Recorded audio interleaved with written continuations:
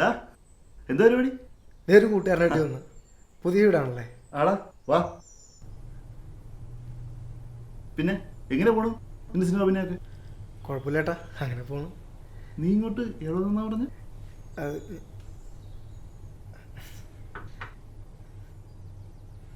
ചേട്ടാ, സത്യം പറഞ്ഞാൽ ഞാൻ ഇങ്ങോട്ടേക്കായിട്ട് വന്നു. ആദ്യം പോയി ചേട്ടൻ്റെ പഴയ വീട്ടിലാണ്. അവിടെ ചെന്നപ്പോഴേ അറിഞ്ഞു ഇങ്ങോട്ടേക്കാണ് താമസം മാറി.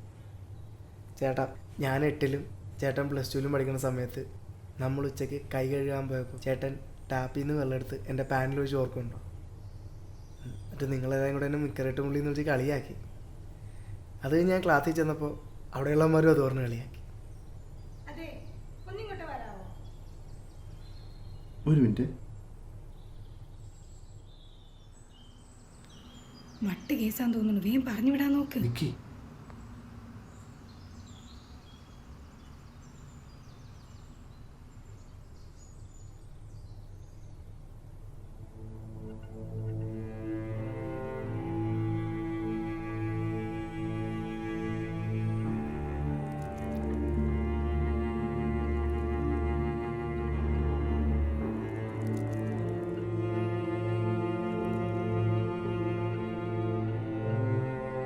താങ്ക് യു പറ.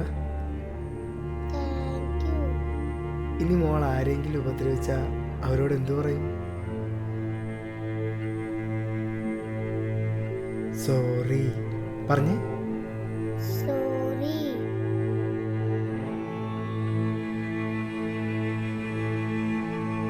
സോറി.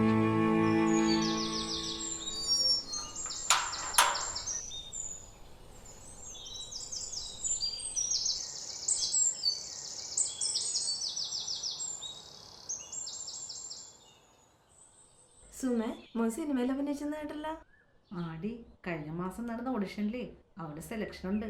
ഇപ്പതേ അഭിനയിക്കാൻ എറണാകുളത്ത് പോയേക്കാണ്. ഓ, ഇത് കേട്ടപ്പോൾ എനിക്കുണ്ടായൊരു സന്തോഷം.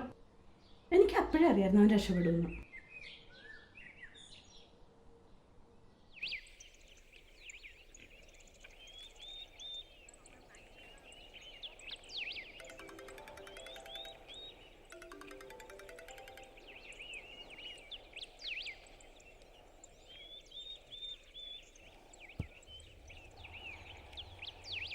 സാറിന് ഓർമ്മയുണ്ടോ?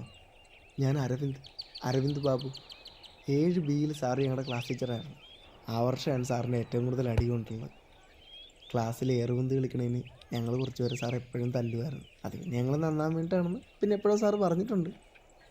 പക്ഷെ ബാക്കിയുള്ളവരെയൊക്കെ ഒരടി അടിക്കുമ്പോൾ എന്നെ മാത്രം സാറ് 2 അടി അടിക്കുമായിരുന്നു. എന്താ സാറേ?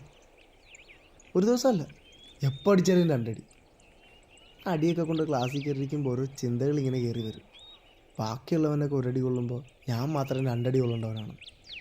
എന്നാലും എന്താ സാറേ, എന്നെ കണ്ടാൽ മാത്രം സാറിന് 2 അടി അടിക്കാൻ തോന്നുന്നു? ഇപ്പോഴും എഴുന്നേറ്റൊന്ന് വടി പിടിക്കാനാവുന്നുണ്ടേ താൻ എനിക്കിട്ട് 2 തരുമെന്ന് എനിക്കറിയാം. പക്ഷെ പറ്റൂല്ലോ. ആ അടി കൊണ്ടൊന്നും ഞാൻ നന്നായില്ല സാറേ. പക്ഷെ അതൊക്കെ കൊണ്ട് എനിക്കിപ്പോൾ തൻ്റെ മുന്നിൽ വന്ന് ഇങ്ങനെ നിൽക്കാൻ പറ്റി. അതങ്ങനെയാണ്. ഈ ജീവിതം ഏതാണ്ട് തീരാറാവുമ്പോൾ നമ്മൾ ചെയ്ത പാപങ്ങളൊക്കെ നമ്മുടെ മുന്നിൽ വന്നിങ്ങനെ നിൽക്കും. അപ്പോൾ ചിലപ്പോൾ നമുക്കിങ്ങനെ നിൽക്കാൻ പറ്റണമെന്നില്ല. ഇതായിരിക്കും അവസ്ഥ.